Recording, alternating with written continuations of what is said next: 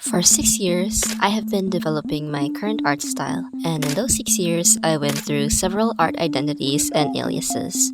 So in this video, my goal is to find out if I can still recreate my old art styles. Plus, I have a masochistic tendency to challenge myself.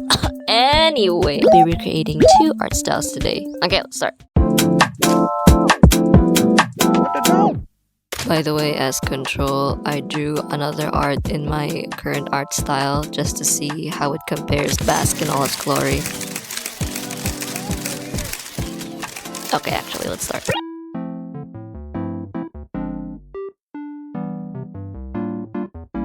The first art style was my own iteration of my inspiration at the time, which was YouTuber Love to Draw Manga. If I could describe the first art style, it would be the fact that it is a standard shoujo art style with exaggerated features like big eyes and small noses. I definitely borrowed some of Love to Draw Manga's workflow at the time, textured brush for line art, simple cell shading, and very elaborate eyes.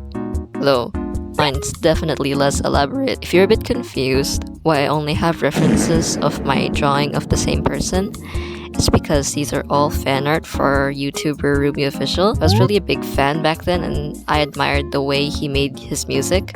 I made a lot of references to him in my old videos which I refused to watch.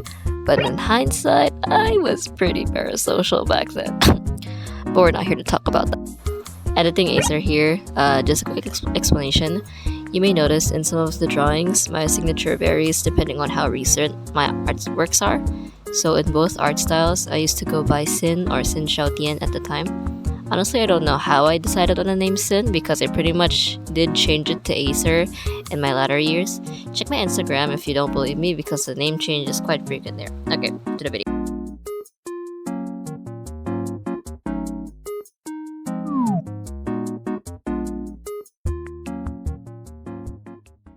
The second art style I'm recreating is derived from one of my favorite artists at the time, Saksha Honda 2, or let's just call them Honda. Their art style is reminiscent of those male leads in otome games with the lanky stature and big hands.